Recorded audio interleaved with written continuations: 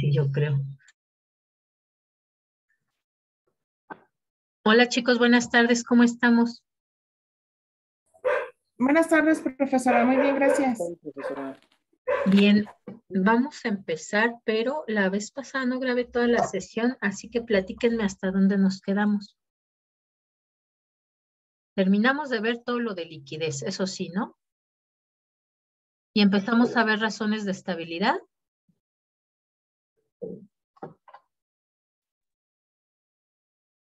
¿O no?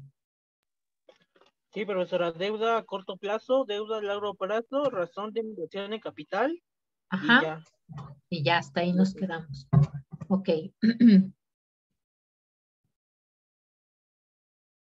Déjenme, le doy acceso a alguien más. Y bien, lo que hoy vamos a hacer es, vamos a seguir con las razones financieras. Todavía nos faltan como 2 clases más de puras razones financieras. Nada más recuerden que lo que vemos aquí, ustedes lo tienen que ir aplicando en las sesiones no síncronas, ¿no? Lo tienen que ir aplicando en sus empresas, en las 3 empresas que les tocaron y además hacer el análisis comparativo, ¿no? Si ya traen, por ejemplo, de 2 o 3 empresas los datos hoy, pues igual y nos lo dan de un mismo sector para que hagamos también un ejemplo del análisis comparativo que vamos a hacer, ¿no? Pero bueno, vamos entonces a terminar con estas razones de estabilidad. Nos faltaban ya muy poquitas realmente.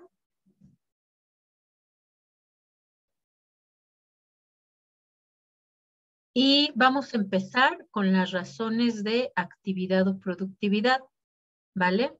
Entonces, les voy a compartir pantalla. Déjenme ver si ahora sí estoy grabando, sí.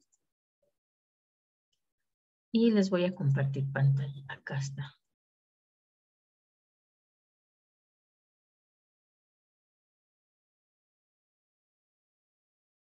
Creo que sí, aquí abajo no nos tapa la visibilidad. Muy bien, listo. Entonces nos quedamos en esta de inversión en capital. Vamos a ver ahora entonces una razón que se llama valor contable del capital.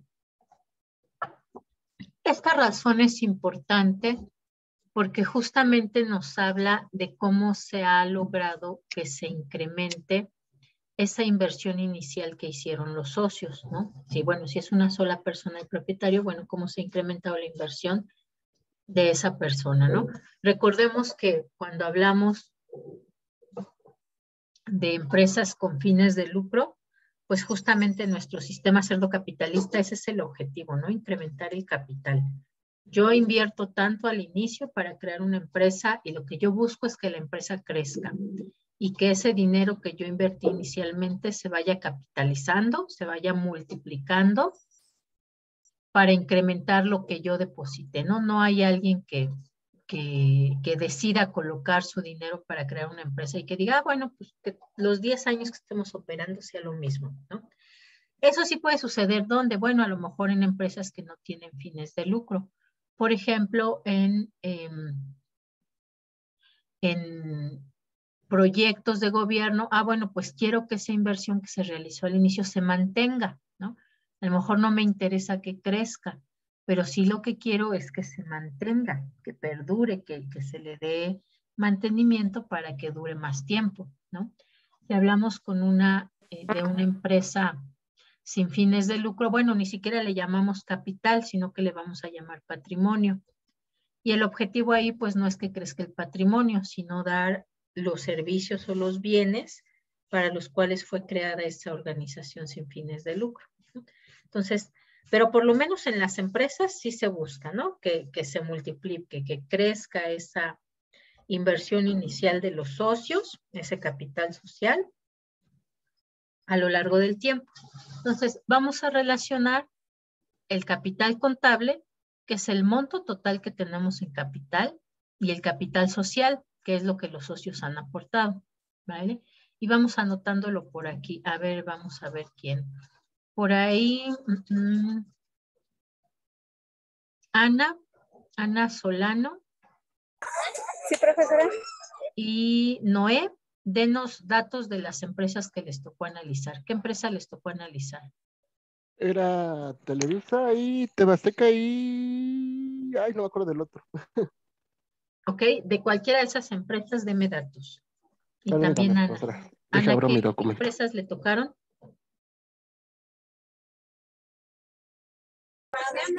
Perdón, maestra, es que estoy en la escuela de mi hija, vine por ella y no traigo los datos. Ok. Bien, por lo pronto designamos a alguien más. Profesora, ¿es de 2020 o...? De 2020 de preferencia. Ok. Entonces, Daira, por ahí denos datos. ¿Qué empresa le tocaron?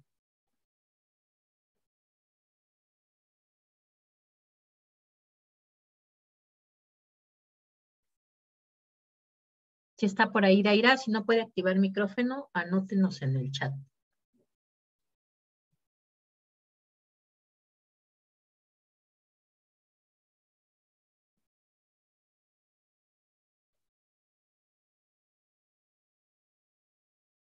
Ok, a las mismas que a Noé. Ok, vale, pues entonces mejor. Así denme datos de dos empresas del mismo sector. ¿Qué datos necesitamos? Pues justamente capital contable y capital social.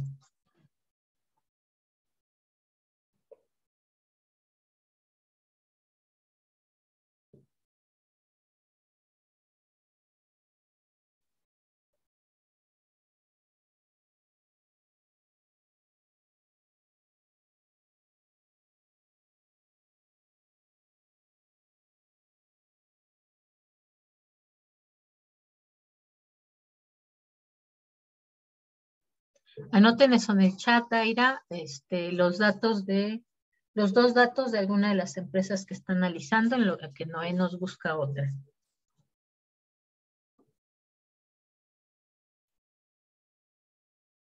Y los demás, por favor, vayan preparando ahí a la mano sus estados financieros para que también en las otras razones financieras me den sus datos.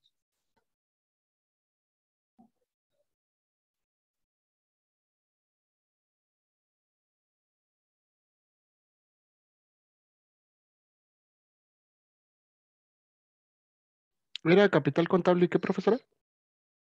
Capital social.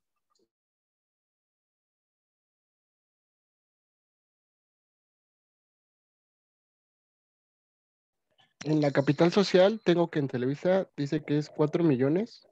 Ajá. 765. Ok, y nos falta el monto de capital contable. Capital contable. Ese sería por ejemplo, aquí dice capital contable atribuible a los accionistas de la compañía. Ajá, école. Ese entonces sería el total. Bueno, pero no tiene una suma de capital contable. Me sale capital contable y viene desglosado. Capital social emitido, prima de emisiones de acciones, utilidad de renta, otra Entonces hay que pérdida. sumarlos todos para Ujú. tener el dato completo del capital contable. Pues aquí me sale la suma que dice capital contable atribuible a los accionistas de la compañía y dice 90.000. ¿Ok? ¿90,000 qué? 751. Digo, 90.751.466, perdón. 466. Ok, va que va. Listo. Entonces, vamos a hacer esta división y me dicen cuánto les da. En lo que Daira nos anota los otros datos aquí de otra de las empresas, puede ser de TV Azteca o de Radio Centro, los datos que nos anote Daira. ¿Cuánto les dio aquí el resultado?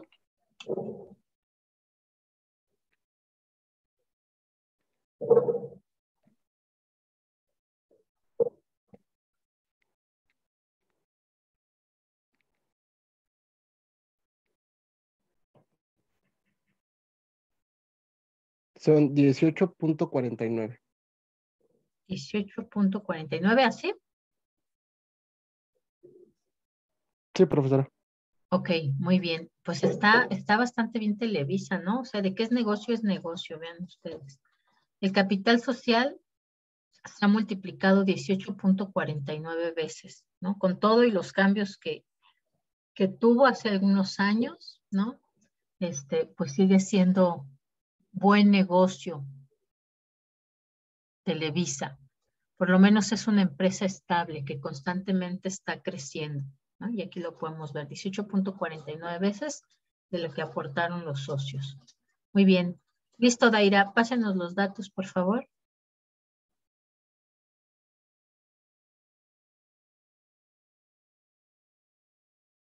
Chicos, necesito que se activen, que se pongan las pilas para que avancemos bien, porque si no nos vamos a atrasar con las razones financieras.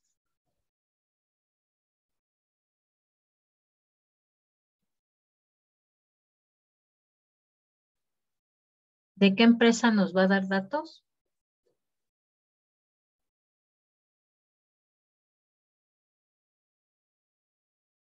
¿O alguien más tiene datos de su empresa, chicos?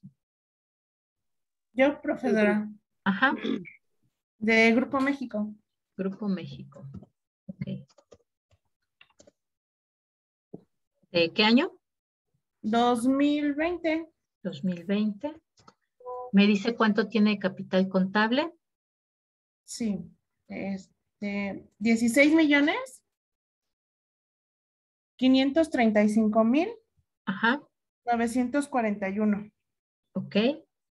¿Y de capital social? 2,003,496.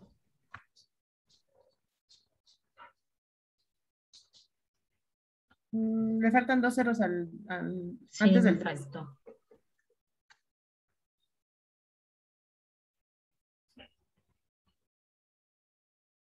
Y eso nos da 8.25. 8.25. Pues vean, con todo y todo lo que tuvo que pagar Grupo México en el año que fue 2017, pues no está mal, ¿no? Ha multiplicado 8 veces, un poquito más de 8 veces, el capital de los socios, ¿no? Entonces es una empresa que también es estable. Ha crecido varias veces, sigue creciendo, ¿no? Entonces, bien, interesantes ahí los datos. ¿Qué pasó, Daira? ¿No tenemos todavía los datos?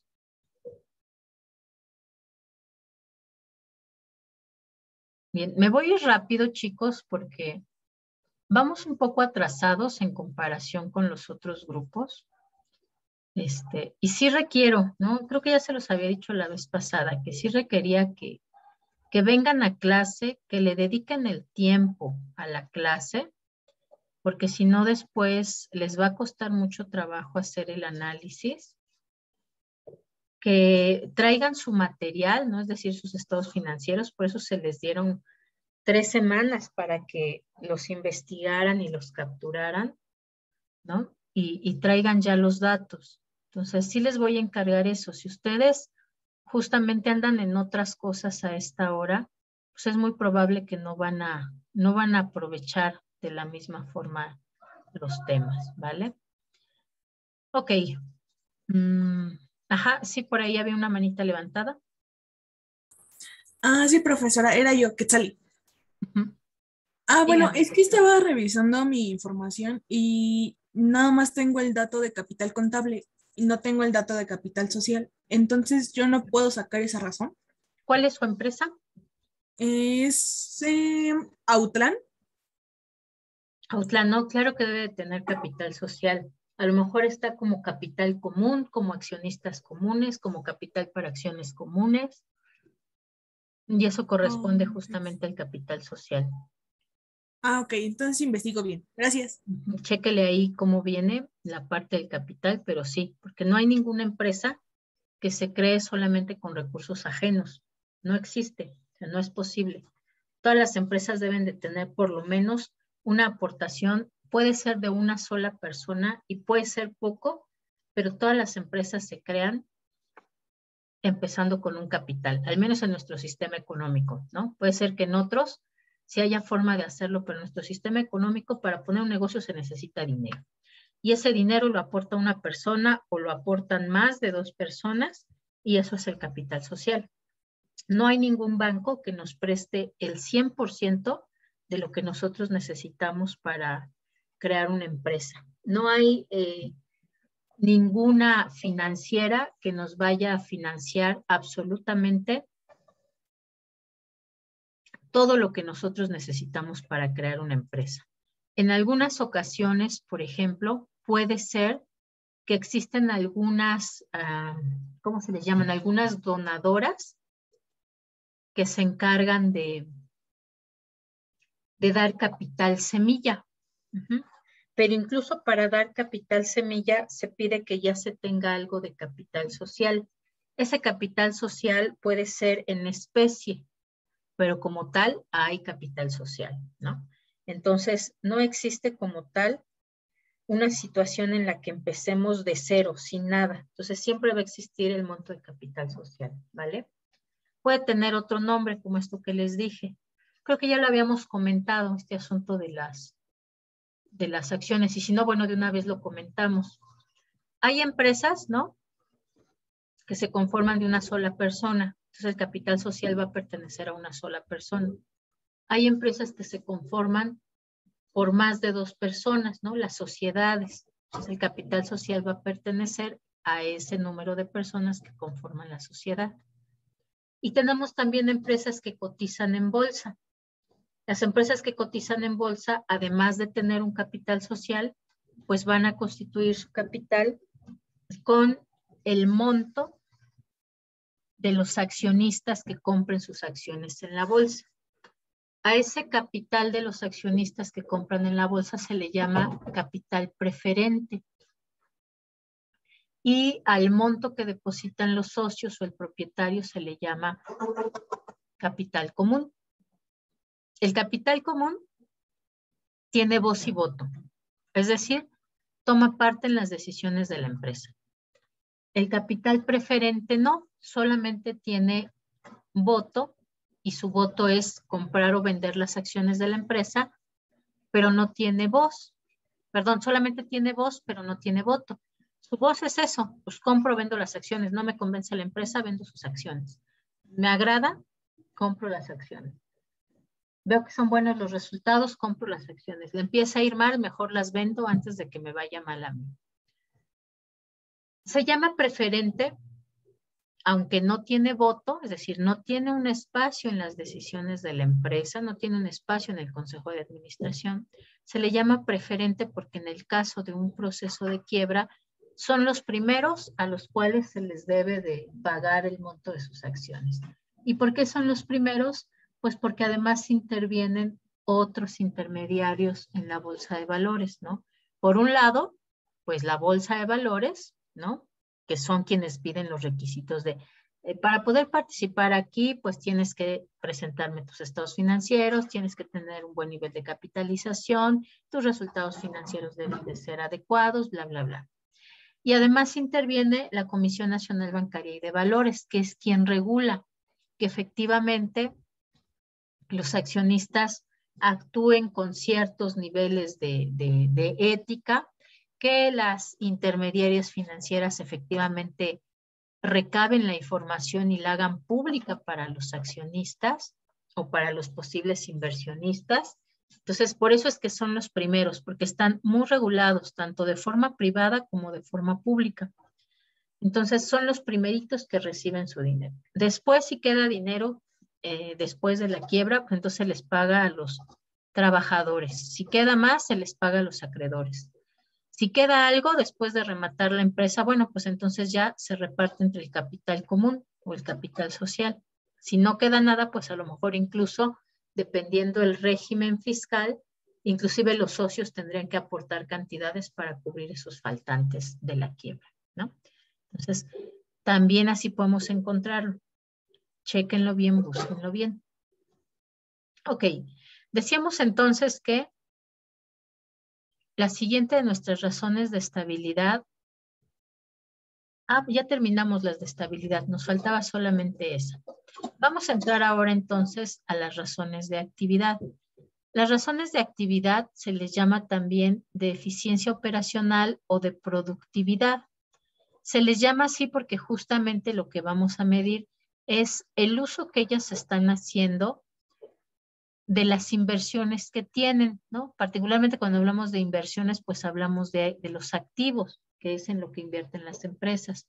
Pero también vamos a medir el desempeño de otros sectores en la empresa, de otros departamentos o áreas.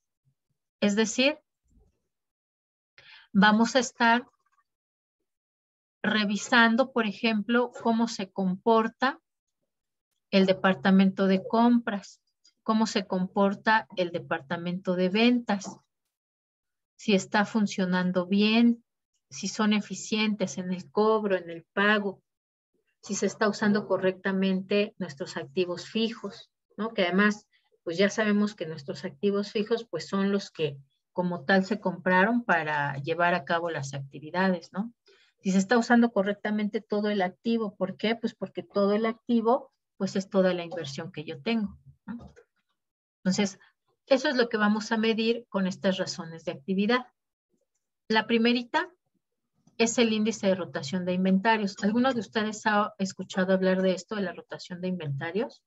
Que nos pueda decir en qué contexto lo usaron o qué significaba en el contexto que lo escucharon.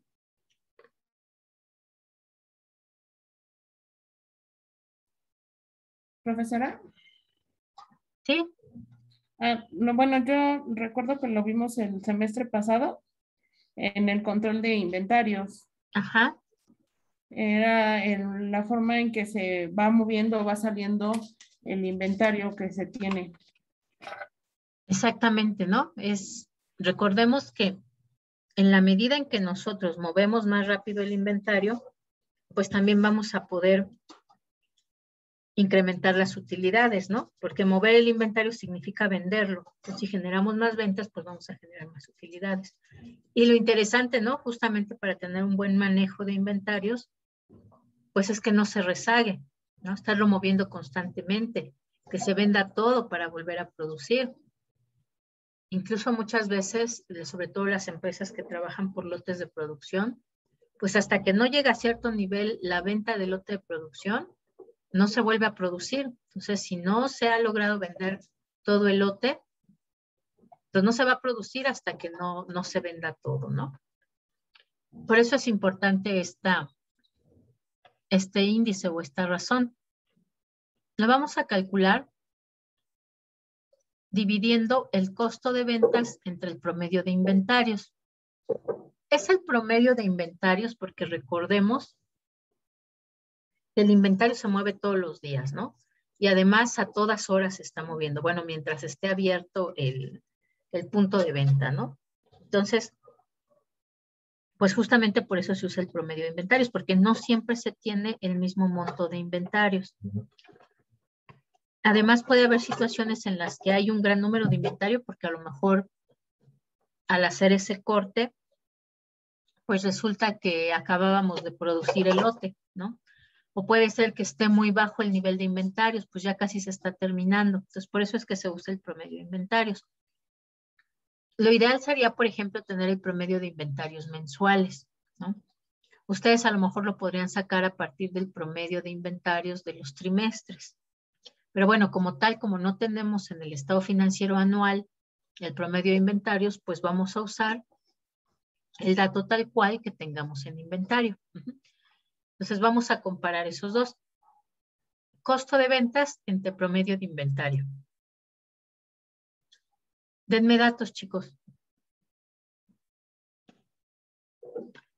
Yo, profesora, ¿puedo participar? Igual es el Grupo México.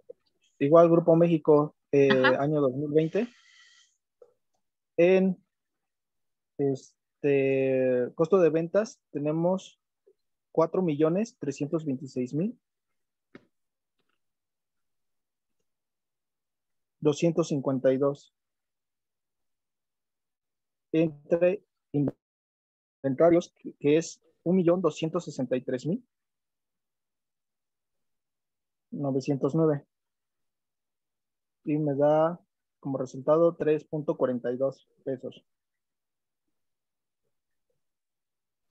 Ok, 3.42. Sí. Estas razones, además, es dentro de la clasificación que razones que vimos son de las razones de rotación. ¿Esto qué quiere decir? Que el resultado no lo vamos a leer en pesos y centavos o en porcentajes como lo habíamos hecho con las otras razones financieras. En este caso, las que son de rotación se leen en veces o vueltas. Entonces vamos a medir con esta razón financiera el número de veces que se realizó el inventario de esta empresa. Cuando decimos realizó, siempre nos referimos a que se vendió, ¿no? Se logró colocar. Entonces, vamos a leerlo así, o el número de vueltas que se le dio al inventario durante el año.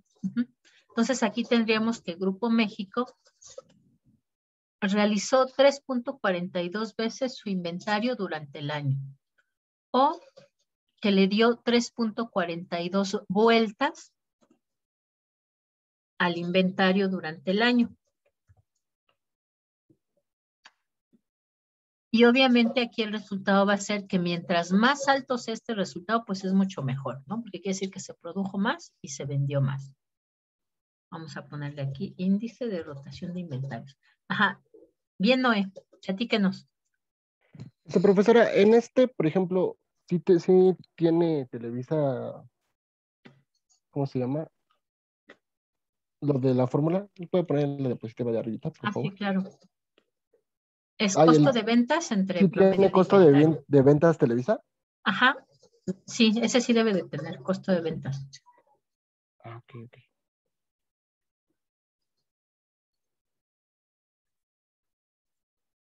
¿Alguien más, chicos? ¿Sus datos?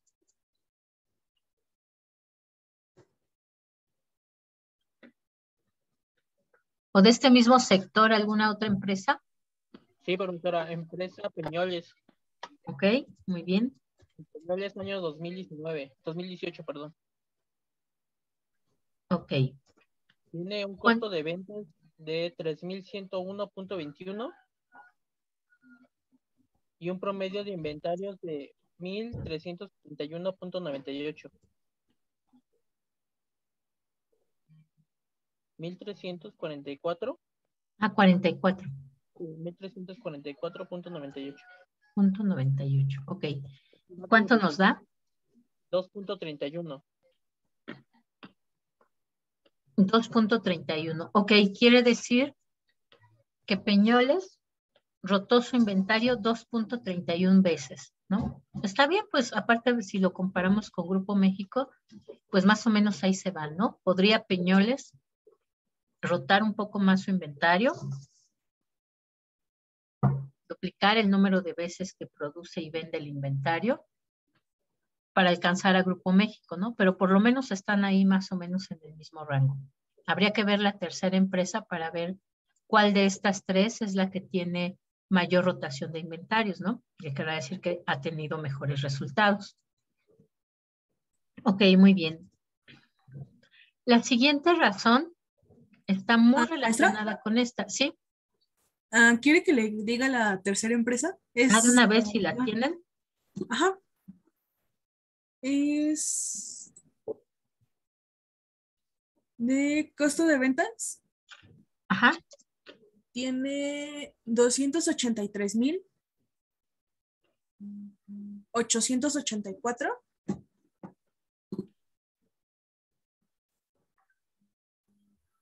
Sí. Y de inventarios tiene 91,477. Ok. ¿De qué año es esta? Del 2020. De 2020, ok. ¿Cuánto nos da de resultado? 3.78. 3.78, muy bien. Quiere decir que Autlán rotó su inventario en 2020 3.78 veces.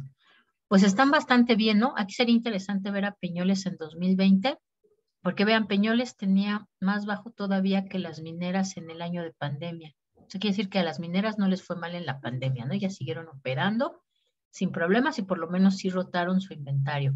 Está mejor calificada Autlán que el Grupo México y habría ahí que identificar por qué, ¿no? A lo mejor tiene más diversificados sus productos, a lo mejor es una empresa más grande, a lo mejor tiene mayor número de clientes, ¿no? Pero vean, es el que está mejor calificado de estas tres. Muy bien, entonces con esas mismas empresas vamos a calcular la siguiente. Ahora lo que vamos a calcular es una razón que se llama periodo de rotación de inventarios. Esta también es otra clasificación de las razones que vimos. Esta tampoco la vamos a leer en pesos y centavos, ni tampoco en veces o vueltas, sino que la vamos a medir en días. Es una razón cronológica, entonces, según la clasificación que vimos. Y si usamos los datos anuales, pues entonces vamos a dividir 360 días. ¿Por qué 360 y no 365 días? Platíquenme, chicos. Se supone que eso ya lo deben de saber ustedes. Y si no, pues ahorita lo platicamos. Pero a ver, platíquenme. ¿Quién sabe?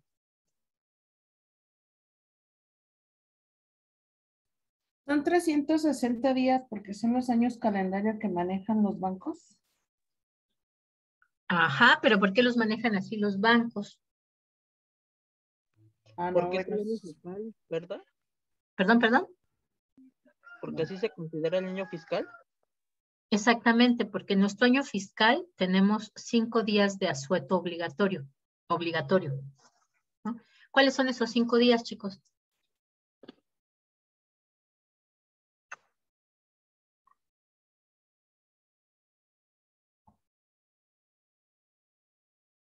Podemos tener muchos días festivos en nuestro calendario, ¿no? Pero los obligatorios son solamente 5. El 1 de mayo. Ajá, por supuesto, el Día del Trabajo. 1 de enero. El 1 de enero también, por supuesto. 16 de septiembre. El 16 de septiembre. El 25. El 25 de diciembre, a pesar de que es una fecha católica, ¿no? También es oficial.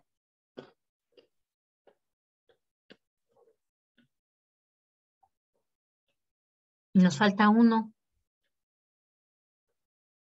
El 20 de noviembre. El 20 de noviembre, exactamente. Esos son nuestros días obligatorios festivos y además hay que conocerlos.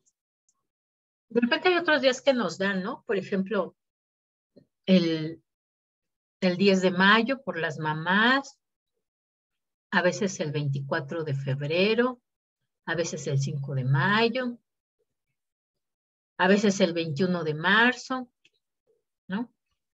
Pero no son obligatorios, no son de asueto obligatorio. Muchas veces es porque los sindicatos lo negocian o porque tradicionalmente la empresa los da como una prestación, pero no son obligatorios, ¿no?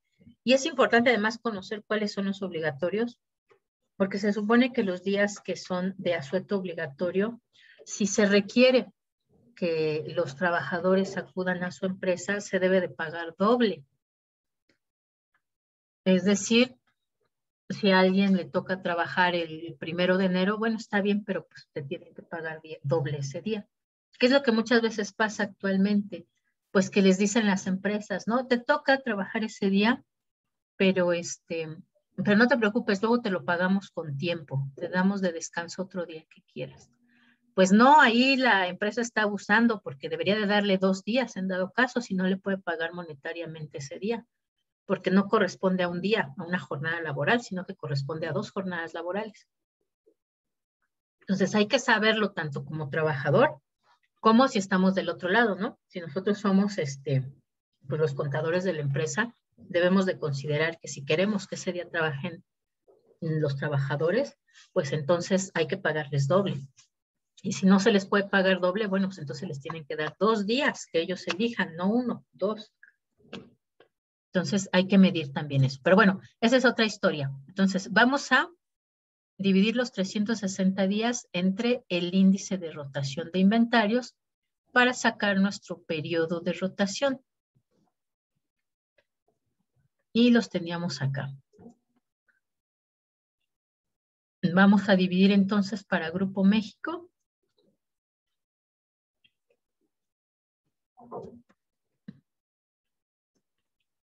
Periodo de rotación de inventarios. 360 entre 3.42. Y me dicen cuánto les da. Después Peñoles de 2018. 360 entre 2.31 y a ver cuánto les da. Y finalmente Outland en 2020, 360 días entre 3.78 y me dicen cuánto les da. Profesora, ya tengo el de Grupo México. Ajá, ¿cuánto le dio? 105.17. 105.17. Ok. Eso quiere decir que Grupo México se tarda en rotar todo su inventario 106 días, ¿no? Y lo redondeamos a 106 porque pues si ya estamos hablando de 0.17 de día, y así que estamos tomando el día siguiente, ¿no? Entonces son 106 días se tarda. Ok, Peñoles, ¿cuánto se tarda? 156.13. Punto 13, ok. Entonces serían 157 días. Si ven, se tarda más días en rotar Peñoles su inventario que Grupo México. Vamos a ver cuánto nos da en el caso de Outland. El Outland es 96. 96.56. 0.56, ok. Pues se tarda mucho menos días, ¿no? Bueno, serían redondeados 97 días. Pues está bastante bien, ¿no? Lo que pasa con Outland, se tarda poquitos días. Obviamente aquí también, mientras más rápido se rote el inventario, pues será mucho mejor. Y en este caso, bueno, tenemos así tan tardados, porque además recordemos que son empresas de industria pesada, ¿no? Que pues aquí vemos, evidentemente no van a estar rotando tan rápido su inventario. Pero, por ejemplo, si hablamos de una empresa, no sé, de tiendas departamentales, de una empresa de alimentos, esperaríamos que rotara todavía mucho más rápido, ¿no? 97 días, por ejemplo, para una empresa que se dedica a la producción de alimentos, sería demasiado tiempo. No así para un sector que es de industria pesada y que sabemos que van a tardar en venderse ese inventario porque pues hay que colocarlo, ¿no? Y además al no ser bienes primarios, pues seguramente puede tardar en venderse por completo ese inventario que tenemos, ¿no? Ok. Entonces, si ven, esas dos van muy relacionadas. Vamos a ver otra que es muy parecida, también es de rotación, es decir, también la vamos a leer en veces o vueltas, pero en este caso es de cuentas por cobrar. Vamos a dividir las ventas entre las cuentas por cobrar. Aquí también lo ideal sería que fueran las cuentas por cobrar promedio. ¿Por qué? Porque pasa lo mismo que los inventarios, ¿no? Si así diariamente se mueven los inventarios, pues también diariamente se van a mover las cuentas por cobrar, ¿no? Porque aunque no lo vendamos todo a crédito, seguramente sí todos los días tenemos clientes a los cuales les vendemos a un crédito de muy corto plazo y por eso podríamos tener ahí esas cuentas por cobrar. Con esta razón financiera, además, vamos a medir qué también está operando ese departamento encargado de los cobros, ¿no? A ver si efectivamente están realizando su trabajo en tiempo y forma. Listo, entonces denme datos, chicos, de ventas y cuentas por cobrar.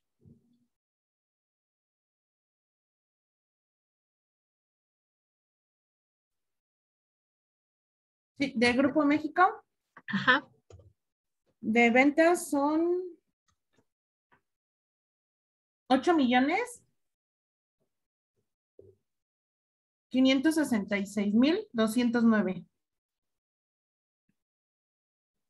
Ok, y lo vamos a dividir. No podemos sacar nuestras cuentas por cobrar promedio, ¿no? Porque ese dato no lo tenemos. Igual lo ideal sería sacarlo mensual o trimestral, pero vamos a usar como tal entonces el monto total de las cuentas por cobrar. Porque además recordemos que estas salen del estado de situación financiera, que es el corte de un día, ¿no? Entonces podemos considerarlo como el promedio. ¿Cuánto les da? 403,000. Ajá. 728. 728. Muy bien. Vamos a calcularlo.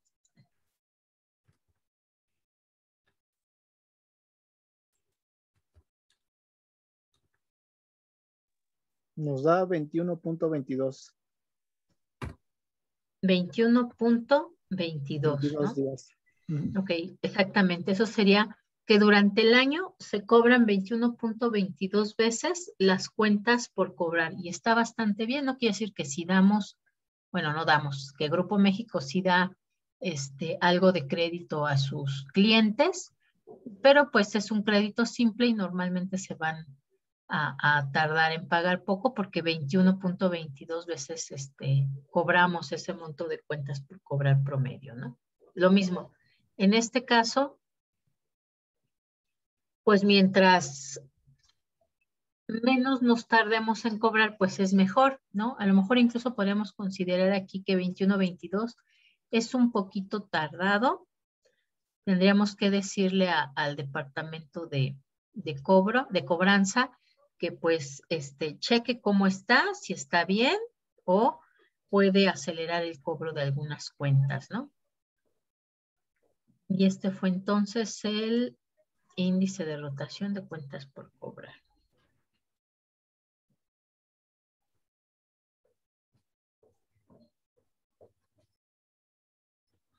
Vamos a ver que pues así como nosotros tenemos cuentas por cobrar, pues también tenemos una contraparte, ¿no? Que son las cuentas por pagar. Mientras que el anterior nos habla de la política de compras de la empresa, perdón, de la política de ventas de la empresa, el tiempo que le damos a nuestros clientes, cada cuánto cobramos ese monto promedio. Aquí lo vamos a ver desde el punto de vista en que nosotros somos clientes, ¿no? Es decir, aquí vamos a ver la política de compras.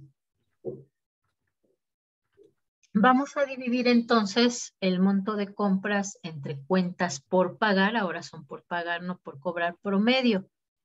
Y justamente lo que nos dará como resultado es el número de veces que durante un año se pagó a los proveedores. Obviamente esto tendría que corresponder con las veces que nos han dado crédito a corto plazo, ¿no? Que efectivamente los estamos pagando. Y además también lo podemos comparar con el resultado del anterior, porque si nuestra política de ventas dice que demos crédito de corto plazo a muchas personas, pues entonces también esperaríamos que nos estén dando a nosotros cierto tiempo para pagar nuestras cuentas y que más o menos deben de ser equivalentes, ¿no? Puede ser a lo mejor más alto el tiempo en que nos tardamos en pagar, pero el tiempo en que nos tardamos en cobrar, pues tiene que ser menor, ¿no? Eso sí podemos verlo, porque si fuera mayor el de cuentas si fuera menor el de cuentas por cobrar, pues quiere decir que ahí empezaríamos a tener problemas de liquidez en algún momento, ¿no? Entonces, esto ustedes no lo van a poder calcular porque no tienen compras. Recordemos que los estados financieros que ustedes descargaron, pues son estados de resultados analítico porque es el que solicita como tal la bolsa de valores, ¿no? Pero bueno, este dato de compras, pues sí lo podemos encontrar en nuestros estados financieros que elabora de forma interna la empresa. Por eso es que ahí tendríamos que corroborar cuánto rotan las cuentas por pagar y cuánto rotan las cuentas por cobrar para que no se alejen mucho del tiempo, ¿no? En que cobran. Vamos a verlo aquí con un ejemplo simple, donde sí tenemos aquí nuestras compras. Vean, acá están. Vamos a hacer un poquito más grande. Parte también de las ventas totales, pero después nos desglosa, ¿no? Para saber el monto de compras totales, cuánto se devolvió, cuánto de descuento nos hicieron y cuáles son las compras netas que tenemos, ¿no?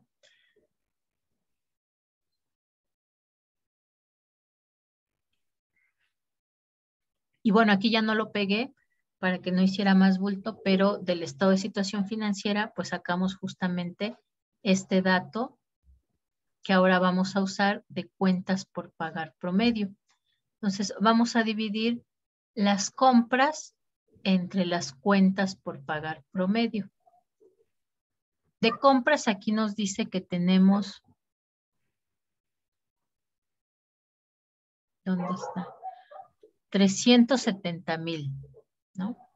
No, compras totales 388,000, que sería este monto. Y ese lo vamos a dividir entre las cuentas por pagar promedio, que es de 70,000.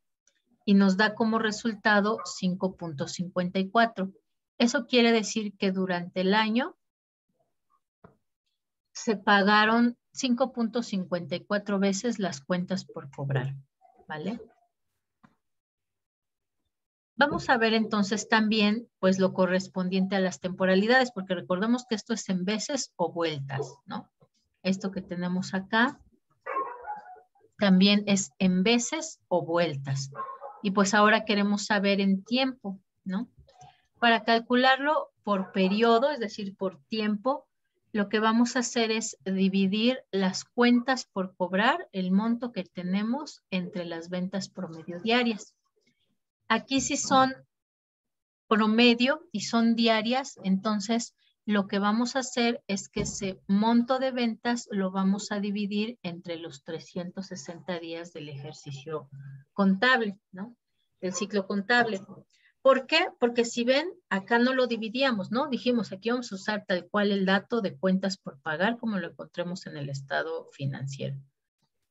Acá sí lo vamos a dividir porque recordemos que hay diferencias entre el estado de situación financiera y el estado de resultado. En el caso del estado de situación financiera, ese lo tomamos en un día, en un momento, se hace un corto y esa es la información que se levanta. En el caso del estado de resultados, ese nos muestra un proceso, ¿no? Que va desde el 1 de enero hasta el 31 de diciembre. Entonces, quiere decir que las ventas corresponden a todo lo que se vendió en el año. Y para sacar el dato de las ventas diarias, pues simplemente tendremos que dividir esas ventas entre el número de días para que nos dé las ventas promedio diarias, ¿vale? Entonces, para sacar nuestras cuentas por cobrar, esas sí las podemos sacar acá, entre las ventas promedio diarias. Cuentas por cobrar era justamente el dato que tenemos en el denominador, que es este.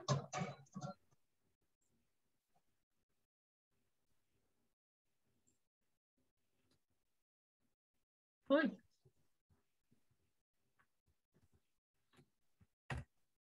Y aquí recordemos que es el periodo de cobranza promedio.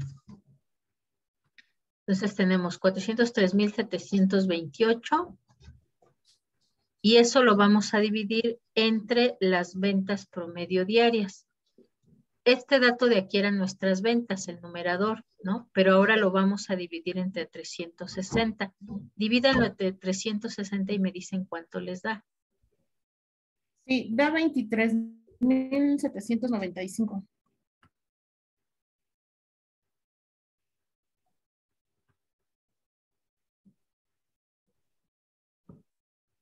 .03. ¿.03? Sí, 3. Ok. Ah, pero es punto, espérenme.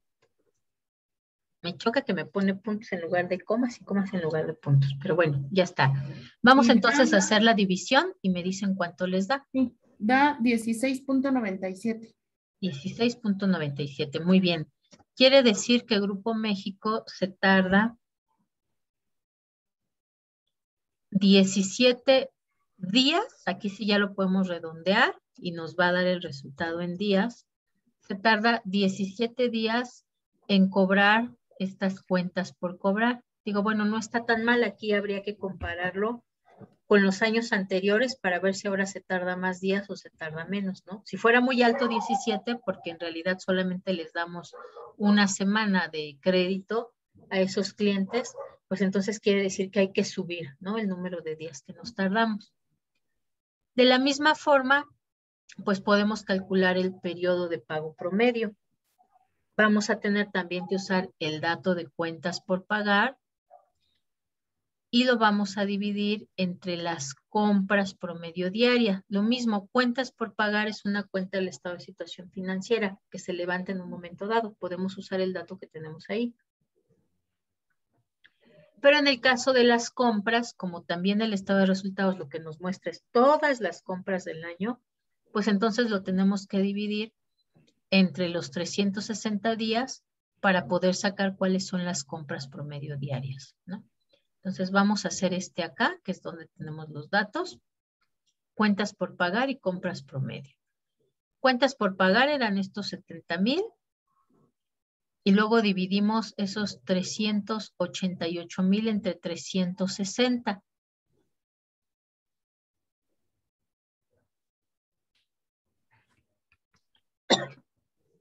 Y se supone que nos debe de dar esto, pero a ver, chéquenmelo, a ver si sí es cierto. Bueno, nos debe dar esto primero, 388,000 entre 360 me debe de dar 1,077. ¿Sí me da?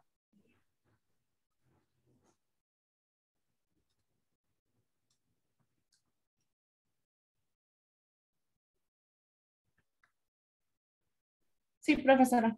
Ok.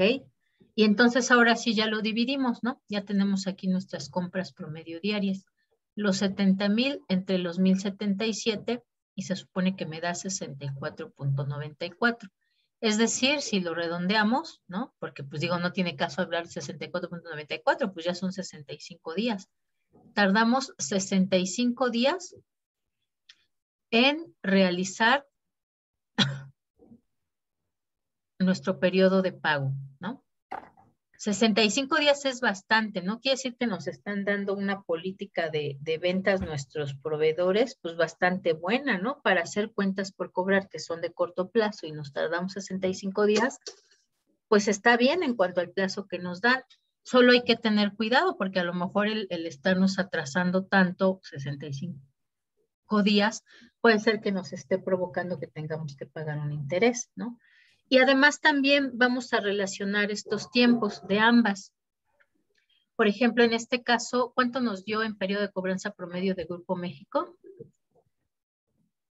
Nos dio 17 días, ¿no? Y acá nos dio 65. Obviamente son empresas diferentes, ¿no? Pero bueno, suponiendo que fueran las mismas, que fuera también datos de Grupo México, pues podríamos considerar que cobramos bastante rápido, en 17 días cobramos y en pagarnos tardamos 65. Bueno, mientras no nos cobren aquí intereses por ese tiempo está muy bien, pero por ejemplo, si nosotros queremos vender más y decidimos, pues ahora como política de ventas le vamos a dar crédito a todos los que nos compren les vamos a dar 7 días o 14 días o un mes para que nos paguen, con tal de incrementar las ventas, ¿no?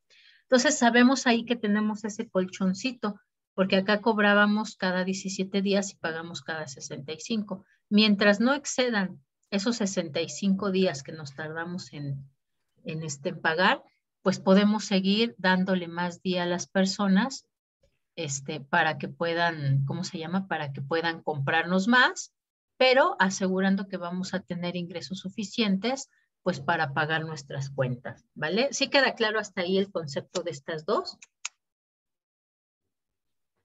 Sí, profesora. Sí, profesora. Ok, muy bien.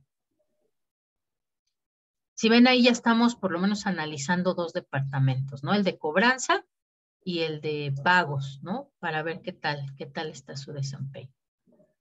Nuestra siguiente razón financiera, que también es de actividad, vamos a comparar las ventas con el activo total, ¿no? Recordando esto que decíamos al principio, el activo total como tal es toda la inversión que la empresa tiene en bienes y derechos, ¿no? Toda.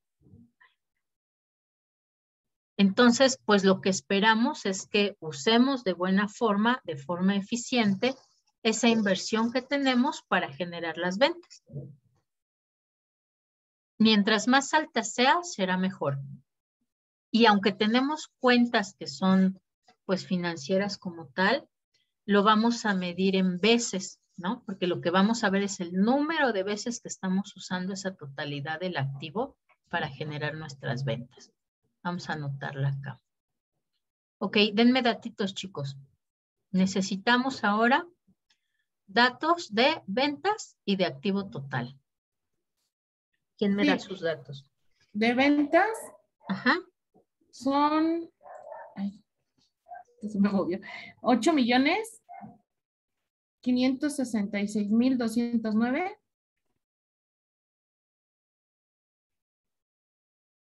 ¿También de Grupo México? Sí.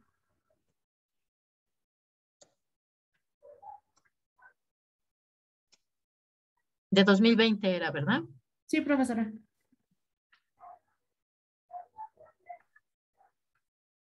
Y de activo total, ¿cuánto tenemos? 22,021,998.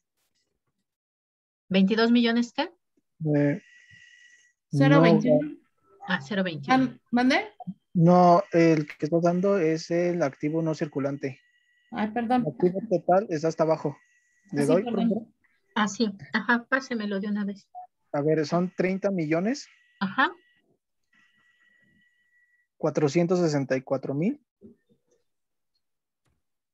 464,305. Muy bien. Nos da .28. Muy bien. Eso quiere decir que en el año 2020 Grupo México rotó 0.28 veces su activo total, ¿no? O lo usó 0.28 veces, que es poquito, ¿no? Es decir, ni siquiera una vez lo usó completo. Ahí pues obviamente pueden ser dos cosas. Uno, pues la cantidad de inversión que se requiere para una minera, ¿no? Esto es evidente que se recarga mucho en sus activos, entonces pues es probable que por eso tenga esa rotación. Se necesita una gran inversión para poner una mina, ¿no? No es lo mismo que, por ejemplo, no sé, poner una fábrica de embutidos o inclusive una tienda departamental, ¿no? Que ya ven que las tiendas departamentales trabajan mucho, por ejemplo, con productos a consignación, ni siquiera son suyos, ¿no? Entonces, una minera sí, o sea, tiene que ser su propiedad y necesitan sendas maquinarias para poder explotar, ¿no? Los minerales. Y bueno, y justamente, digo, no estaba mal que nos diera de una vez esos datos, ¿quién era? Ay, se me fue el nombre, Quetzalino. ¿Yo? Gaby, ajá, Gaby, Sí. por supuesto. Porque justo la siguiente razón financiera lo que hace es medirnos ahora con el activo fijo. Es el índice de rotación de activo fijo. ¿Por qué? Pues justo por esto que significa el activo fijo, ¿no? Como tal, nuestra inversión total es el activo total, pero la inversión que colocamos efectivamente para aquellos bienes y servicios que nos van a servir para producir, pues es lo que tenemos en activo fijo. Recuerden ustedes que por eso también se le llama activo permanente. Ese no lo queremos vender, no lo queremos convertir en dinero. Lo que queremos es usarlo, usarlo y usarlo y usarlo y usarlo. Entonces, mientras más veces lo usemos durante el año, pues quiere decir que lo estamos usando con mayor eficiencia para generar nuestras ventas. Entonces, justo el siguiente dato que vamos a colocar acá, pues es nuestro índice de rotación, pero ahora de activo no circulante o de activo fijo. Vamos a poner aquí el nombre mientras ustedes me buscan el dato.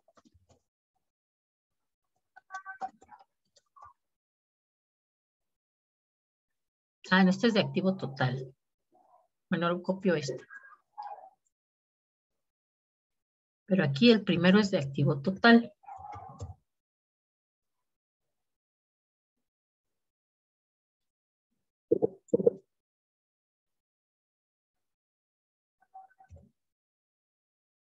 Y vamos a colocar acá el de activo fijo.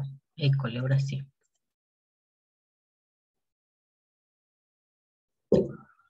Y le ponemos el mismo color. Listo. Ahora sí, ¿cuánto tienen por ahí de activo fijo? Me acuerdo que era algo de 22. Sí, 22,021,998.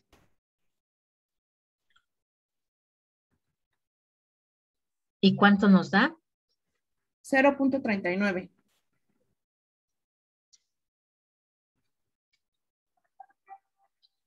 Vean, aquí sí mejoró un poquito, pero obviamente no tanto por esto que decíamos, ¿no? Si ven ustedes, la mayor parte del monto de inversión que tiene Grupo México, pues es en su activo fijo, ¿no? En su activo no circulante. Aquí el circulante serían alrededor de 8 millones, un poco menos de 8 millones, ¿no? Y eso es lógico porque efectivamente, ¿no? Para poner una empresa minera, pues se requiere una cantidad de inversión enorme para adquirir toda la maquinaria y el equipo que se necesita para explotar el subsuelo, ¿no? Entonces, por eso es que aquí tenemos datos tan bajitos. Por ahí, chicos, ¿alguien tiene alguna empresa que tenga o que venda productos que sean más comunes, más populares, para ver cómo tenemos ahí los resultados?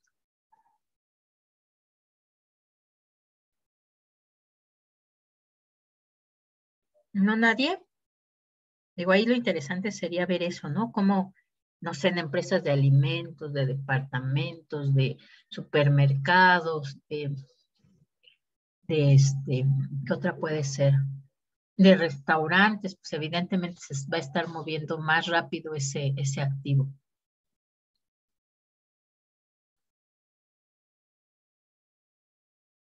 ¿Qué otras van a tender a ser bajito, así lento? Ah, pues seguramente, además de las mineras, pues las empresas que se dedican, por ejemplo, a la construcción, ¿no? También necesitan invertir una gran cantidad de maquinaria y equipo. Las empresas que se dedican, por ejemplo, a la hotelería, ¿no? También, porque también necesitan una gran inversión en activos no circulantes para poder llevar a cabo su trabajo, ¿no? Pero bueno, si no hay más datos, pues entonces seguimos. Nuestra siguiente razón también es de las razones de actividad, es la última de nuestras razones de actividad. Y en este caso, lo que vamos a medir es las veces que se mueve durante el año el capital de trabajo. Si ustedes recuerdan, el capital de trabajo lo medíamos, ¿no? Decíamos, es la única de nuestras razones que no es una razón, ¿no?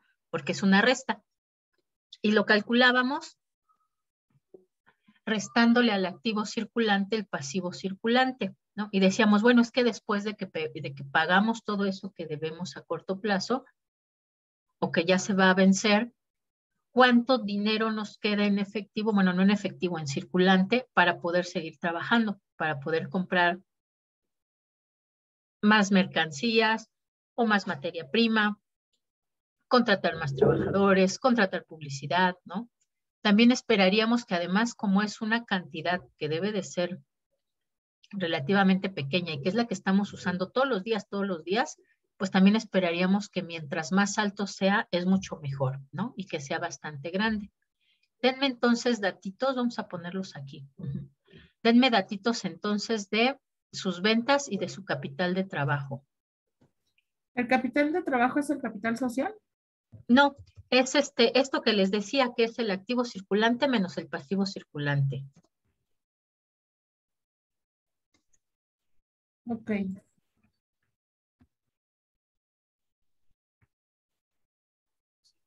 Por ahí creo que ya teníamos datos de ventas, entonces las voy a copiar de acá. Ah, sí, era aquí, justo. 8 millones. Ah. Si no eran estas, ay, ¿dónde están? ¿Dónde se me perdieron ya? Estas, ¿no? De aquí, Sí. 8 millones. Ok.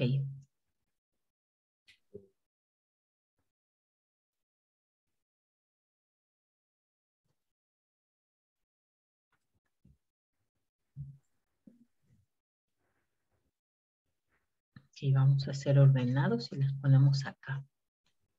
Y entonces acá vamos a colocar la resta de nuestros activos circulantes menos pasivos circulantes. 6 millones. Ajá. 190,000. 868. Muy bien. Listo. ¿Cuánto me da? 1.38. 1.38. Eso quiere decir que Grupo México rotó 1.38 veces su capital de trabajo para generar las ventas, ¿no? Durante el año. Y está muy bien, ¿no? Porque por lo menos es más de una vez. Sí, hay que checarlo con los datos anteriores, saber si los años anteriores fue igual o fue mejor. Pero bueno, no está mal, por lo menos 1.38 veces la rotó, ¿no? Aquí vean, teníamos una empresa que 12.31 veces, ¿no? Está muy bien. Y hay otras que bien poquito, todavía mucho menos, ¿no? 0.28, 0.05. Entonces digo, no está mal Grupo México, pero pues hay otros sectores que obviamente necesitan rotar más veces ese capital de trabajo y van a tener resultados más altos, ¿no? Aquí, bueno, hay que checarlo con las otras 2 empresas mineras para ver cómo se encuentran. Si a lo mejor tenemos una que tiene una rotación muy alta de capital de trabajo y estas son muy bajitas, bueno, pues ya sabremos que tienen que mejorar, ¿no? Ok, ¿dudas, Profesora, preguntas hasta ahí? Sí. sí, otra vez, ¿me podría explicar cómo se lee ese resultado? Se lee en veces también. El Ah, número de veces que rotamos en el año el capital de trabajo o que usamos en el año el monto equivalente al capital de trabajo para poder generar ventas. gracias. Recuerde que este capital de trabajo es lo que tenemos diario. Pues lo usamos para, ¿sabes qué? Pues vete a vender más lejos, ¿no? O sea, no tenemos las ventas que queremos, toma, te doy viáticos y córrele, vete a buscar clientes más lejos. O, ¿sabes qué? Que te doy tanto para que agarres las camionetas y te vayas a vender directamente ahí a los mercados. O, ¿sabes qué? Que tengo tanto dinero para decidir en este momento contratar ¿cómo se llama? Una semana de publicidad en redes sociales para que se vendan más nuestros productos, ¿no? Entonces, eso es como tal el capital de trabajo, lo que nos queda para poder operar diario. Y es importante que se use varias veces ese monto, porque eso quiere decir que efectivamente lo estamos aprovechando, ¿no? Recuerden que una empresa no tiene caso que tenga dinero en efectivo ahí nada más, sino que lo le esté sacando provecho, ¿no? Entonces, justo así lo leemos. El capital de trabajo se movió 1.38 veces para generar tantas ventas. O durante el año se movió el capital de trabajo 1.38 veces para generar ese monto de ventas. ¿Listo? ¿Qué más? ¿Qué otras dudas, chicos? De una vez. ¿Me podría poner la fórmula otra vez, por favor? Sí. Acá estamos.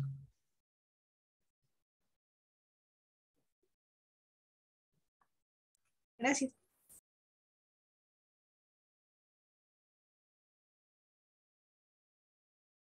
Vamos a empezar con las de rentabilidad, pero para que se me despabilen un poquito, vamos a darnos 5 minutos. Levántense, caminen, vayan al baño, tomen agüita, estírense. Si tienen una ventana ahí cerquita, vean un punto lejano, ¿no? Para descansar un poquito la vista. Y en 5 minutos retomamos. Ahora sí empezamos con todo nuestras razones de rentabilidad, ¿vale?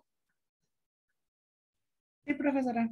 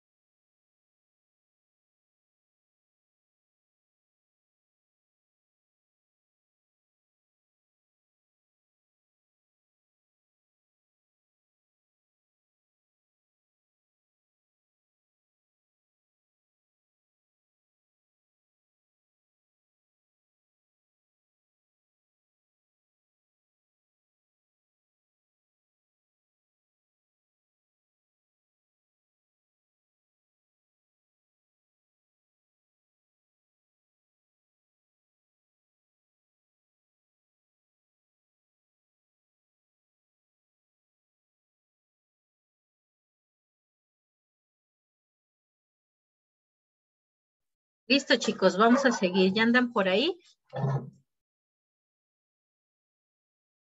Sí, profesora. École. Bueno. Vamos a empezar ahora entonces con otro grupo de razones financieras que son las razones de rentabilidad. Estas razones de rentabilidad como tal, pues justamente nos van a ayudar a evaluar los resultados o los rendimientos de la empresa.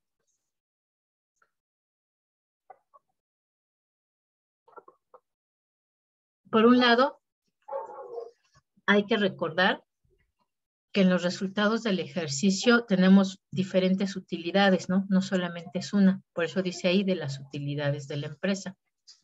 No solamente del resultado del ejercicio, sino de las otras utilidades o subsaldos que obtenemos en el estado de resultados. Y además, vamos a tener también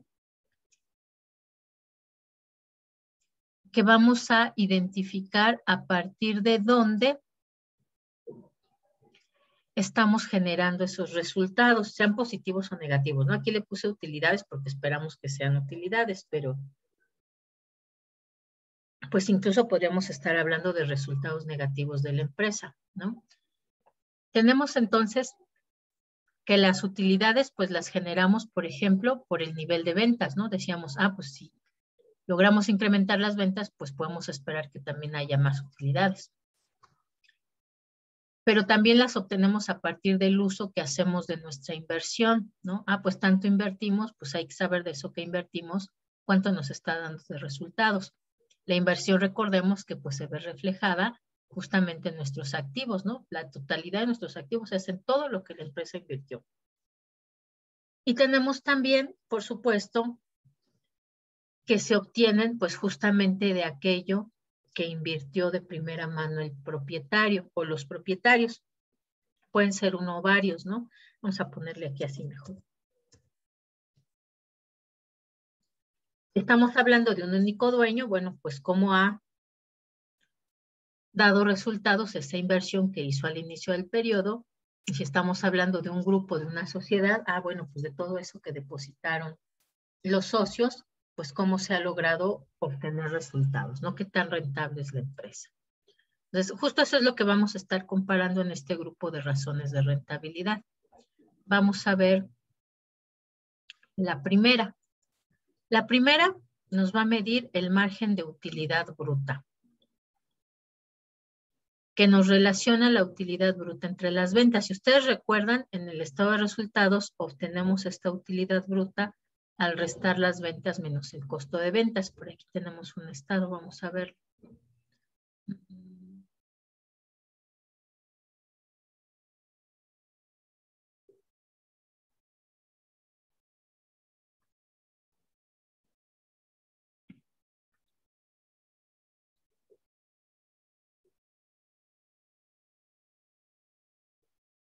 Creo que es este.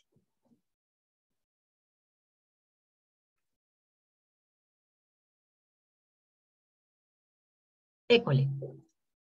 Si ustedes ven, este es un estado de resultados como tipo, así muy sencillo.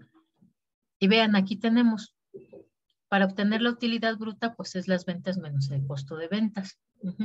Pero además tenemos otras utilidades, la utilidad de operación, la utilidad antes de impuestos y la utilidad neta, ¿no? Particularmente las que vamos a estar usando es esta, la utilidad bruta, la utilidad de operación y la última que es la utilidad neta. Nos regresamos entonces. Acá estábamos. En este caso, pues es margen de utilidad bruta. También lo van a encontrar como margen bruto, nada más, ¿no? Pero ya sabemos que habla justamente de eso, de la utilidad bruta. Entonces, vamos a calcularlo.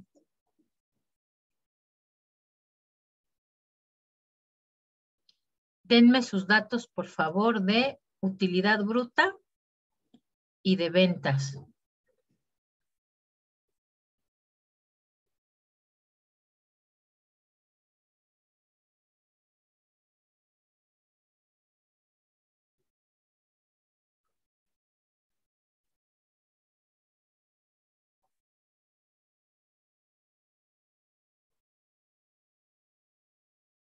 ¿Nadie tiene por ahí sus datos?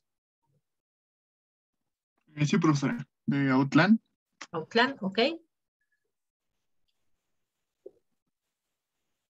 ¿De qué año? Del 2020. 2020. Ok. ¿Cuánto tenemos de utilidad bruta? 62,356. Ok. ¿Y de ventas? 346,240. Muy bien, ok. Vamos a hacer esta división y me dicen cuánto les da. Y este es el margen bruto. Es 0.18.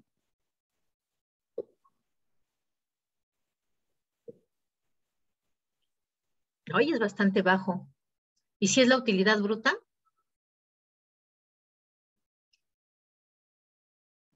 Sí, profesora. Sí. Hoy pues no le fue tan bien a Outland, ¿no? Ok. Las siguientes razones financieras son muy parecidas a esta, solamente que ahora vamos a compararlo con el margen de utilidad operativa. Es decir, Profesora. el anterior nos habla, ¿sí? Y bueno, en el pasado resultado de margen de utilidad bruta, ¿cómo se leería el resultado?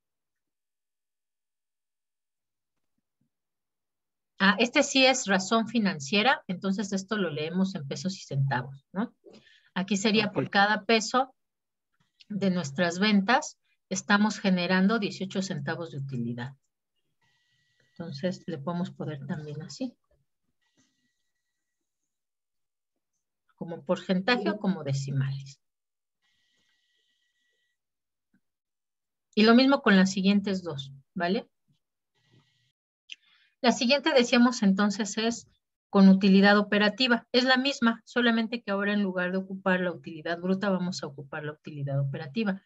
Recuerden que la utilidad bruta nos habla justamente de que una vez que le descontamos a todo eso que obtuvimos como ingreso de ventas, le descontamos lo que nos cuesta producir, es decir, la mano de obra y la materia prima y el flete, si es que nos tocó pagar flete de donde compramos hasta nuestro almacén, pues entonces sería un 18% de utilidad lo que tenemos, ¿no?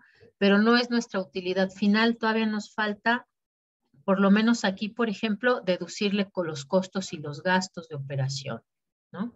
Entonces, nuestra siguiente razón es utilidad operativa entre ventas. Vamos a ponerla también aquí. Por ahí dígame de Outland, ¿cuánto tiene de utilidad operativa?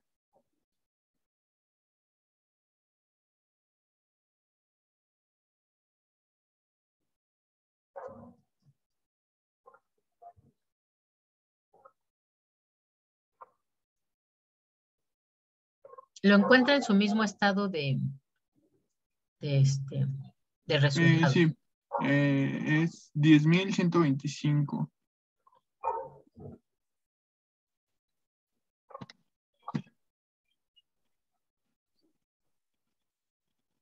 Hoy es todavía más bajita. No le fue también a Outland en este año. Ok, ¿cuánto les da? Y si es anual, a lo mejor es trimestral, ¿no? Si es anual los datos. Sí, es anual, profesora. ¿Sí? Ok, hoy sí le fue re mal, pobre Outland. Ok, ¿cuánto nos da esta relación, chicos?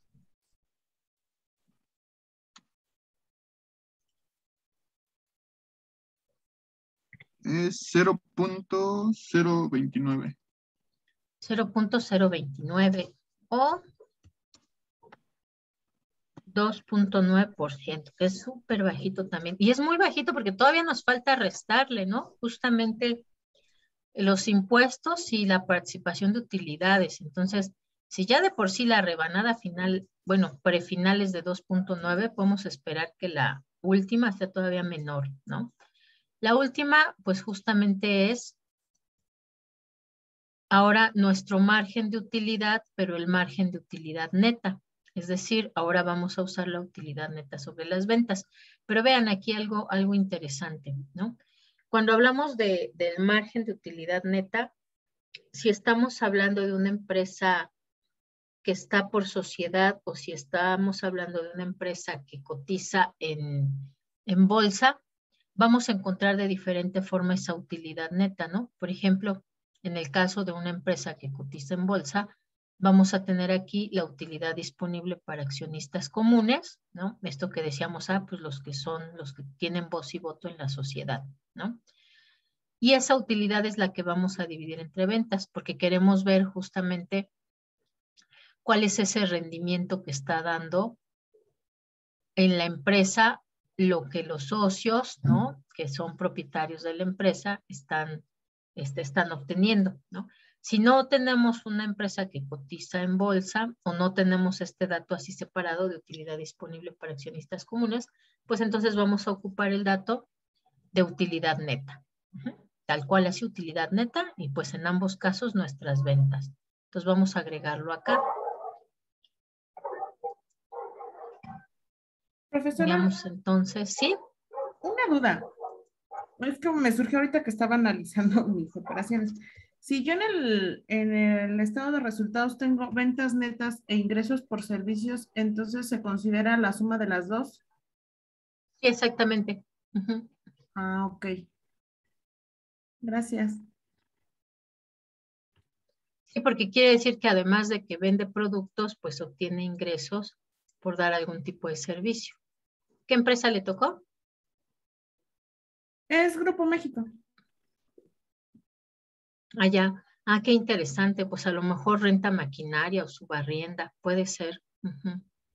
Sí, porque me manejan ahí ventas netas y aparte me manejan Ingresos por servicios. ingresos por servicios. Ok. Por ahí váyanos dando, por favor, de Outland la utilidad neta. Tuvo una pérdida de 14,830. Pues con razón. Y además es negativa. Pues sí era de esperarse. Si de por sí aquí ya era demasiado bajita la utilidad de operación, pues seguramente el margen neto o iba a ser un múltiplo de 0, bueno, no múltiplo, un decimal de 0 o negativo, ¿no? Ok, ¿y cuánto nos da el resultado? Es menos 0,042. No, sí le fue súper mal a Outland en el año 2020. Es decir, menos 4,2%, ¿no? En lugar de tener ganancias o de tener un margen neto positivo, fue negativo. ¿No? Qué mal. Muy bien. Por ahí Edgar tenía su manita alzada. Sí, profesora, es que yo lo tengo como resultado neto después de impuestos a la utilidad. ¿Sí es ese o es otro? Resultado neto después de impuestos a la utilidad. Sí, exactamente. ¿Y tiene ahí reparto de utilidades o no? Dice participación no controladora, participación en el resultado de subsidiarias y asociadas. No, ahí ya es dividido. No, hasta ahí, hasta donde está el resultado neto, después de impuestos, hasta ahí, exactamente. Ok, denme datos de otra empresa para ver si tuvimos alguna que no tenga resultados negativos en el 2020, chicos.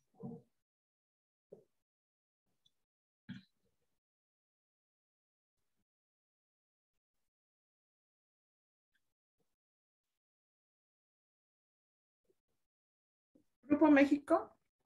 Ajá. Serían ventas por 10 millones.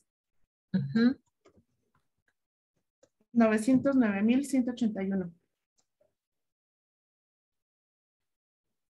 Ok, ¿y cuánto tenemos por ahí de margen bruto? Digo, de margen bruto, de utilidad bruta. 4 millones. Ajá. 565,309. Ajá. Y de margen de utilidad de operación, ¿cuánto tuvimos?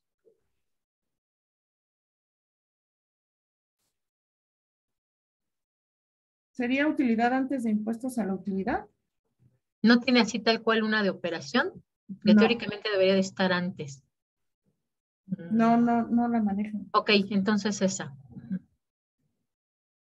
Porque no creo que sea pérdida, ganancia cambiaria neta, ¿o sí? No, esa no. 4.103.940. Muy bien. Y de utilidad neta, ¿cuánto tenemos por ahí? 2 millones. ¿Es la utilidad consolidada del año? Sí. ¿No tiene algo así como utilidad neta No, después de o utilidad resultado neto? No, me maneja solamente utilidad antes de impuesto a la utilidad menos impuesto a la utilidad Ajá, igual a utilidad consolidada del año. ajá, pues sí, esa tomamos. Es que a veces la Dos- consolidada viene con datos de otras empresas del mismo grupo. Puede ser que por eso la menciona así. Ok, ¿cuánto tiene ahí? 2.627.468. Ajá, ajá. Muy bien. Bueno, esto por lo menos los resultados son positivos, no tenemos negativos. Ok, vamos entonces, chicos, los demás, haciendo estas divisiones, por favor, y me van diciendo cuánto es.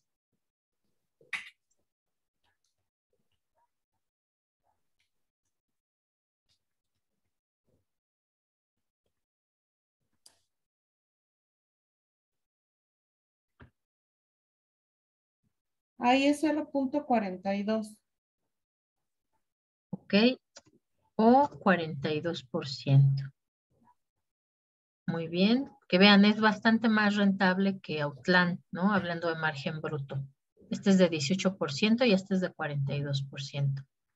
Ok. Después, a ver, chicos, ¿cuánto les da acá? 0.38. 0.38, pues sí, no como tal, por lo menos sus gastos de operación no son tan altos, ¿no? Pues que tiene una utilidad antes de impuestos, pues muy parecida, ¿no? A esta, 42%. Ok, pero es 0.38 o, ahora sí, o 38%, école. Y luego, ¿cuánto nos da acá? 0.24. 0.24 o 24%. Ok, pues qué bueno, a Grupo México no le fue tan mal para el año, para el año 2020, ¿no? Con todo y todo lo de 2020.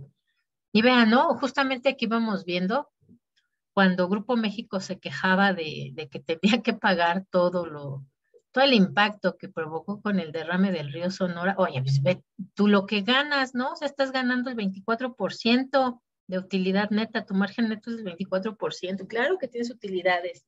Y si además contaminaste, pues claro que tienes que pagar, ¿no? ¿De dónde lo agarras? Pues de tus utilidades, para eso las generaste. Además, tú provocaste ese derrame por no tener cuidado ahí con tus riesgos. Bien, y si ven este dato, este último dato del 24%, es equivalente o es igual a lo que nosotros calculamos cuando calculamos los porcientos integrales, ¿no? Porque justamente ese es el principio. Si ustedes se acuerdan aquí para calcular el margen neto, bueno, la utilidad, el porcentaje o el peso que tiene la utilidad neta dentro del estado de resultados, pues justamente lo que hacíamos era la utilidad neta, el resultado que teníamos, lo multiplicábamos por 100 y lo dividíamos entre las ventas, ¿no? Que eran de 10 millones. Entonces, ese mismo resultado que nos da por el método de porcientos integrales, pues es lo mismo que vamos a tener aquí en las ventas netas, porque es el mismo principio. Estamos comparando la utilidad neta con las ventas netas. Ay, ¿dónde está? Ya me perdí. Acá está. Acá. École, ¿no? Entonces tiene que ser equivalente este porcentaje. Listo, vean, ¿no? Cómo eso nos da. Este dato, particularmente estos datos, estos resultados del margen bruto, margen de operación, margen neto, son bien interesantes de comparar. Perdón.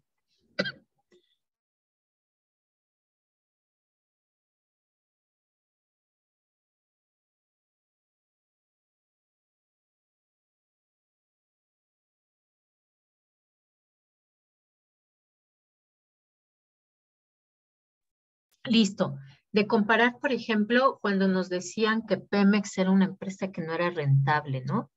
Este año en particular, bueno, no este año, el año pasado en particular, pues sí también tuvimos resultados negativos, pero además derivado de esta caída de los precios del petróleo, ¿no? Tanto como el año que fue el año, no me acuerdo si hace un año o hace 2 años, que decían que inclusive llegaron a negativo los precios del petróleo. A lo mejor ahí por eso tuvo pérdidas este año, pues también por la situación de la pandemia, ¿no? Que no se estuvo vendiendo a nivel internacional el petróleo de la misma forma que años anteriores. Pero cuando lo comparamos con los datos ya de hace varios años, por ejemplo, de cuando intentaron el primer intento de modificar la propiedad de Pemex, a nosotros lo que nos decían era, no, es que, o sea, Pemex tiene pérdidas, ¿no? Sus márgenes netos son negativos. Y efectivamente nosotros veíamos y teníamos también datos así, ¿no? Negativos. Pero cuando se los ofrecían a las empresas extranjeras, ellos lo que le mostraban era el margen de operación, ¿no? Y no hay ninguna empresa extranjera o nacional que se anime a comprar una empresa con estos resultados, por ejemplo, ¿no? Si ahorita quisieran vender Outland, ahí se las compra, pues tiene resultados negativos, ¿quién se las va a comprar? Tiene malos rendimientos, su rentabilidad es mala. Pero si nosotros le mostramos, por ejemplo, a las empresas estos datos, ¿no? Donde hay un margen de operación adecuado, un margen de bruto adecuado, pues es bastante atractivo, ¿no? Y esos datos eran lo que les enseñaban. Pero ¿qué quiere decir que haya, por ejemplo, una gran diferencia entre el margen de operación y el margen neto, chicos? Aquí son más o menos parecidos, ¿no? Aquí es pequeño y más pequeño. Aquí es más o menos grande y no tan pequeño. Pero ¿qué implicaría que hay una gran diferencia, por ejemplo, entre el margen bruto y el margen de operación? ¿Qué implica para una empresa? Una misma empresa que tenga un margen bruto muy alto y un margen de operación muy pequeño.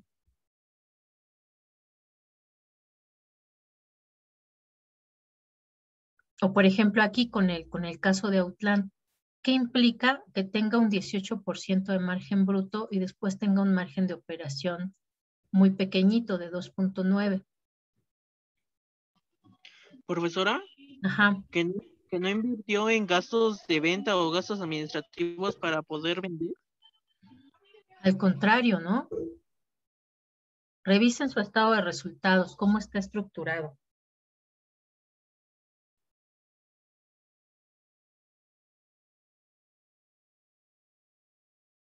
Más bien que invirtió, ¿no, profesora?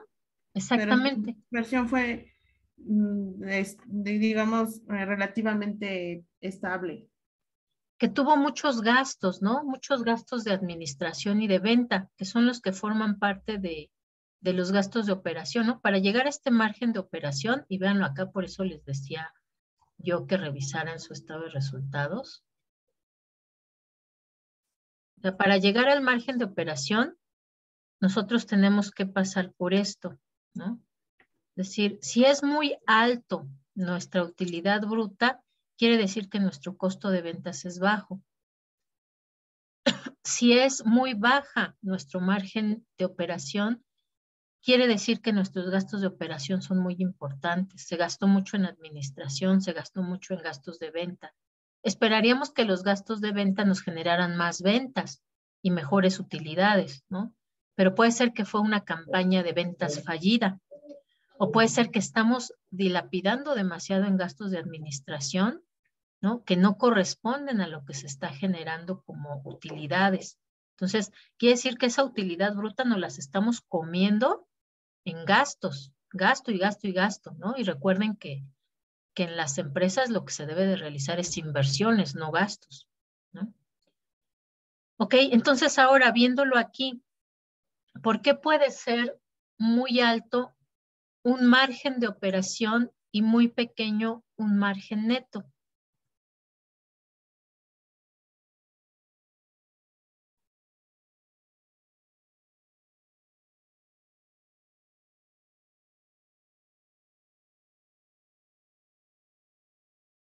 O véanlo en su propio estado de resultados, si no les es tan claro en este en este ejemplo. Porque en el margen neto ya estamos viendo todo lo que se gastó y lo que se invirtió para la operación de la empresa, ¿no? O sea, ya se descontó. Desde el margen de operación estamos viendo lo que se gastó en ventas y en administración, es decir, en gastos de operación. Pero ¿qué estamos viendo en la utilidad neta? Las ganancias que tuvo la empresa. Ajá, pero ¿qué le tuvimos que descontar para que llegáramos a esas ganancias? Los impuestos. Los impuestos y qué más. Los gastos financieros. Los gastos financieros, efectivamente, ¿no? Ahí tuvimos que haberlos descontado. Entonces, si hay una gran diferencia, por ejemplo, entre nuestro margen de operación y nuestro margen neto, quiere decir o que gastamos demasiado en gastos financieros o que gastamos demasiado en reparto de utilidades o que los impuestos son muy altos. ¿Sí o no? Sí, profesora. Entonces, de ahí mismo, pues puede salir qué es lo que pasa con Pemex, por qué teníamos excelentes resultados en margen bruto, en margen de operación y pésimos resultados en el margen neto.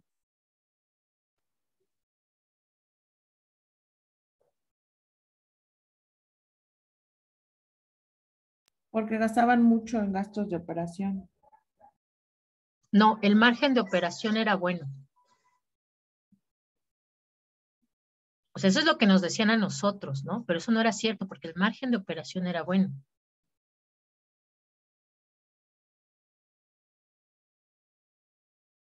¿Incurrían a gastos financieros extraordinarios? Puede ser a lo mejor que estaban gastando mucho en gastos financieros, pero de hecho no, porque de hecho Pemex no se financia. Pemex es quien financia todo nuestro país, no al revés. De hecho, a Pemex no se le ha dado desde hace muchos años una partida que permita realizar reinversión de utilidades. Entonces, ¿qué más puede ser? ¿Por qué hay esa diferencia? ¿Esto canta los impuestos? Exacto, por los impuestos que paga Pemex, ¿no? Por esto mismo que les digo, Pemex es quien financia todo el Estado. Entonces, por supuesto, Pemex paga su ICR, pero además del ICR que paga Pemex, pues tiene que pagar algo que se llama los derechos sobre extracción de petróleo, que eso es lo que más le quita entre el margen de operación y el margen neto. Además, ¿no? También paga algo que se llama aprovechamiento sobre rendimientos excedentes. Si tiene rendimientos excedentes, es decir, se vende el petróleo más caro de lo que se había programado, también tiene que ceder esos rendimientos excedentes. Y además paga algo que se llama impuesto a los rendimientos petroleros. Es decir, si obtiene rendimientos, tiene que pagar también ese impuesto por tener rendimientos petroleros. Además, por supuesto, de su impuesto sobre la renta que pagan todas las empresas, ¿no? Entonces, a Pemex es a la empresa que más impuestos se le quita porque lo que obtiene Pemex es una empresa del Estado, va para financiar al Estado. Entonces, sí, efectivamente, pues la Pemex tenía pérdidas incluso, ¿no? No solamente no tenía utilidades, sino que tenía pérdidas. Pero esas pérdidas no era porque tuviera un mal costo de ventas, no era porque tuviera un alto costo de producción, no era porque tuviera exceso de gastos de administración y de venta. Bueno, de administración sí, pero esa es otra historia. Pero aún así, con todo y esos gastos de administración, Pemex tenía buenos resultados. El problema justamente era al llegar al margen neto, ¿no? A la utilidad neta. Pues sí, ¿a qué empresa le quitan tantos impuestos? Solamente a Pemex, ¿no? ¿Con qué empresas podríamos comparar Pemex? Ah, pues con las mineras que también se dedican a la extracción. No con otra petrolera, al menos aquí en México, porque es la única empresa que tiene permiso de extracción de petróleo. Bueno, actualmente ya hay otras. Ahí sí ya podríamos compararlo. Pero anteriormente no podíamos compararla con otra. pero sí podíamos compararla con otras empresas petroleras de otros países, públicas y privadas. Pero, ¿qué dato de estos tres tipos de margen se usaría para compararlo con empresas extranjeras, chicos? Échenle un poquito de coco, a ver, díganme. ¿Cuál de estos tres márgenes?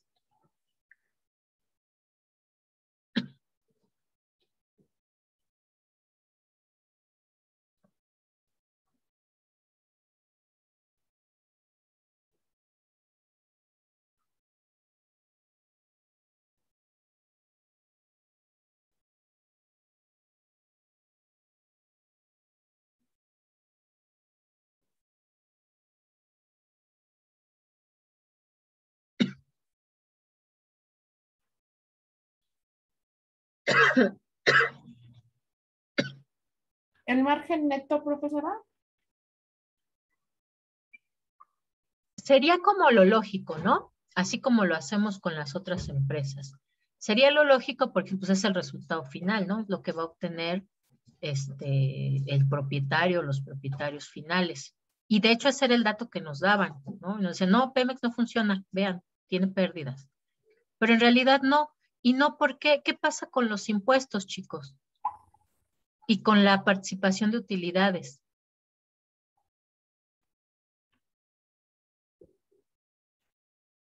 Pues con los impuestos se financian los gastos del Estado. Ajá. Pero, o sea, ¿cuál es la diferencia que puede tener entre los impuestos que paga Pemex y los impuestos que pagan otras empresas en el resto del mundo? ¿Que puede ser diferentes o de diferentes tarifas? Por supuesto, ¿no? Que son diferentes las tarifas. A ninguna empresa petrolera en el mundo le cobran la cantidad de impuestos que a Pemex le cobran. A ninguna, ¿no? ¿Por qué? Porque Pemex es una empresa cuyo objetivo es que financie al Estado. Entonces, si nosotros lo comparamos con el margen neto, pues en realidad estamos haciendo una comparación completamente desigual, ¿no? Porque a ninguna de esas empresas le van a quitar la cantidad de impuestos que le quitan a Pemex. Entonces, en realidad con lo que podemos comparar es con esto. Con cualquiera de estas dos, es más con las dos. ¿Cuánto es lo que efectivamente genera Pemex como resultados? ¿Cuál es su margen bruto? Es decir, después de esos costos de producción, ¿cuánto me da de rentabilidad Pemex y las otras empresas? Después de descontarle todos los gastos que de todos modos tienen que hacer, ¿no? De venta y de administración, ¿cuánto me da de rentabilidad esa empresa? ¿Por qué? Porque los impuestos van a ser diferentes para cada empresa, dependiendo del país en el que está, ¿no? El ICR es diferente en cada país. Hay países en los que se cobra un 16% de ICR y hay países en los que se cobra hasta el 60% de ICR. Entonces, justo, ¿no? Y sí hubo por ahí, particularmente en el año 2016, se empezaron a hacer este tipo de análisis, ¿no? Frente a lo que nos decía el gobierno, se empezaron a hacer el análisis así. Ok, vamos a comparar entonces a Pemex con esas grandes petroleras, con Shell, con Enron, con las 7 hermanas, ¿no? Las famosas 7 hermanas a nivel internacional. Y Pemex era la empresa que tenía un margen bruto y un margen de operación más alto de todas,